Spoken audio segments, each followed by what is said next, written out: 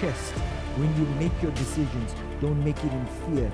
Make it upon the fullness of the love of God. Let the love of God fill your heart and know that you're doing something godly than doing something out of fear.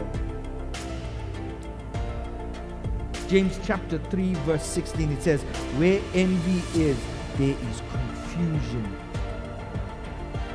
Think about all the things that does not make sense in your life. If you got children and your children are dishonoring you, that's very confusing. You got a husband, but your husband doesn't like to be your husband, or fights with you all the time. You got a wife, and your wife isn't your wife. Your wife fights with you all the time. Your marriage isn't complete. You have a pastor and you have a church. Oh, your pastor doesn't recognize you. Oh, the church doesn't even honor the pastor. You have a church to go and worship in. Oh, but you're not faithful. Very confusing. Yeah. Where envy is, there's a seat.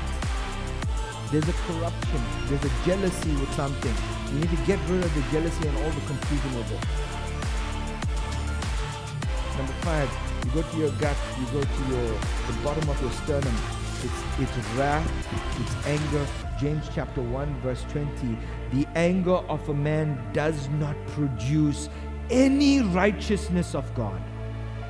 James chapter 1 verse 20. You guys are slow. Come on, quick up. James chapter 1 verse 20. The anger of man does not produce the righteousness of God. Right, what does this look like? When you have uncontrolled anger, let me be specific. There's something called uncontrolled anger, and then they have controlled anger. There's absolutely nothing unholy about you having controlled anger. Jesus had anger. He said he was filled with wrath when he saw the money changers and the dove whisperers and those people trading in his house. He was filled with a holy righteousness. And he flipped their tables over. That was not a sin.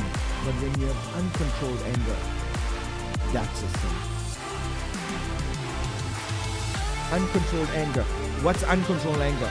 Let me show you a good example of uncontrolled anger. Uncontrolled anger is when something happens in your life, whatever happens between people and there's a conflict, you don't go settle it, right? Then there's vengeance. Vengeance is uncontrolled anger.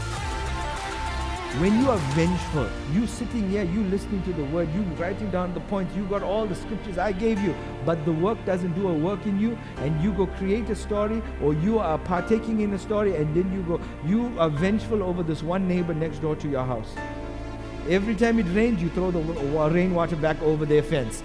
I don't know why that example came in my head. That's such an unnecessary thing. Who will go and stand in the rain to collect rainwater and go throw it over? But there are some people, they're filled with that rage, right? Some people, y'all are laughing like y'all know the people I'm talking about. I don't know who y'all are thinking about. They're so stupid.